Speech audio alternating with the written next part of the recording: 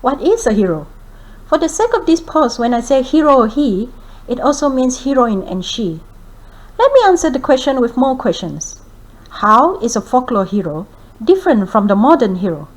How do you write a traditional hero into your historical story without compromising a realistic portrayal of the hero and alienating your history buff reader at the same time? Trying to find this balance was the biggest headache I had when I was writing The Monk Prince. Let's start by looking at traditional folklore itself. These tales usually focus on how gifted the hero is, or how strong and magnificent he looks.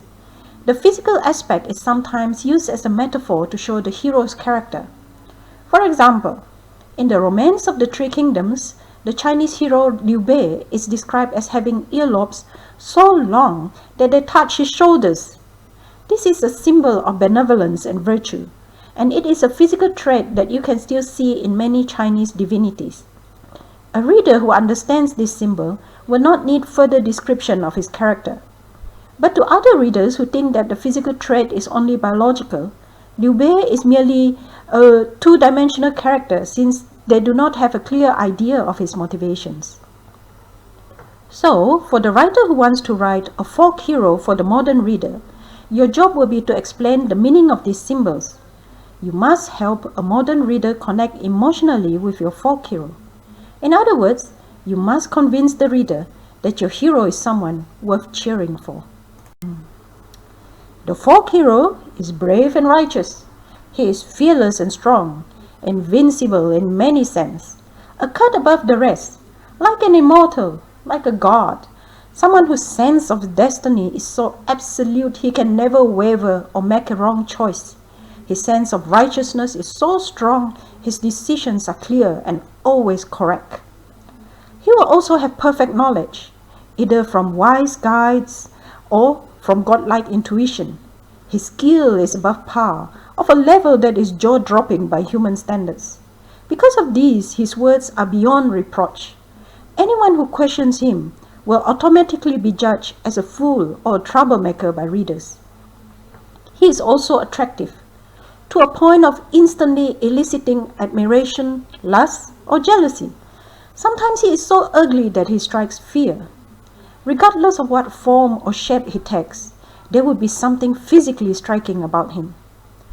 But the problem is, that kind of hero only gains our admiration, but he will not target our heartstrings. His victories are a given.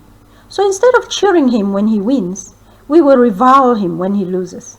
Instead of being sad for him when he falls, we demand that he picks himself up. We demand that he don't be human. In other words, you can only write about him in a particular way. So no matter how many twists and turns you make, no matter how you weave your plots, the story will inevitably become predictable.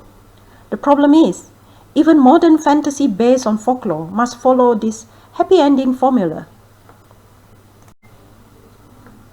Is there a way to stay within this folkloric formula and not be predictable at the same time? If you think about this problem sensibly, you will naturally come to a conclusion that all stories can only have a handful of endings. And the type of endings will all depend on the theme of your story. So the actual meat of the story is what happens between the beginning and the ending. Then how do you make a two-dimensional hero more interesting in a modern sense? You can still maintain most of the folkloric theme and formula with the methods I'm about to introduce. Now, number one, my favorite method is to contrast the hero's inner dialogue with his outer action, as in his fear and trepidation is contrasted with his action when fighting or standing his ground. His inner thoughts allow the reader to feel that he is human, and will naturally empathize with him. On the other hand, his outer heroic action is in line with folkloric versions of a hero. Of course, it goes without saying that you can add more descriptive details of his outer physical suffering. Method 2 is to force him to make moral choices that will only worsen his situation. Make him do the righteous thing but lose friends and family because of his action. This usually works well in the context where society misunderstands the hero because of bad circumstances, or because of a particularly malicious villain, or even because of social bias or intolerance. The modern hero, after all, is benevolent, righteous, and tolerant. Or number 3, another method I use heavily in the Monk Prince is that you can also show your historical hero having modern tendencies, such as being monogamous or egalitarian. Would this make your character unrealistic? I don't think so. Confucius, who was born in China more than 2,500 years ago, came up with the concept of junzi. This is a term he used to describe a moral person who possesses the highest human qualities. This concept is not restricted to those of noble birth. In fact, many of his disciples who were considered junzi were men of common birth.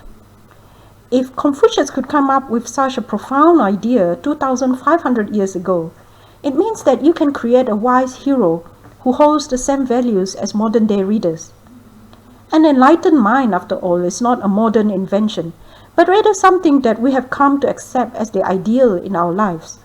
Feelings of love, respect, and righteousness can only lead to the same conclusions. I'm going to put out this reminder again because it is so important. There is no best style to write a story.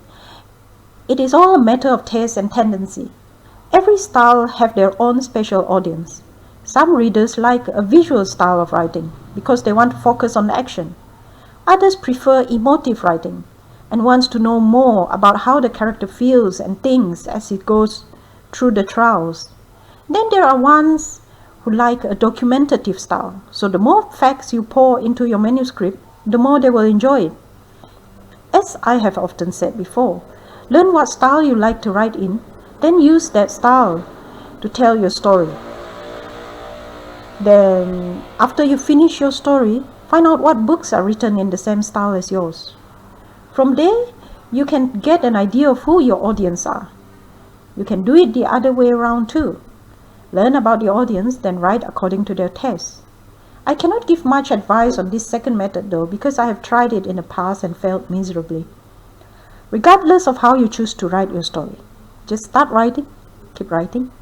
Good luck!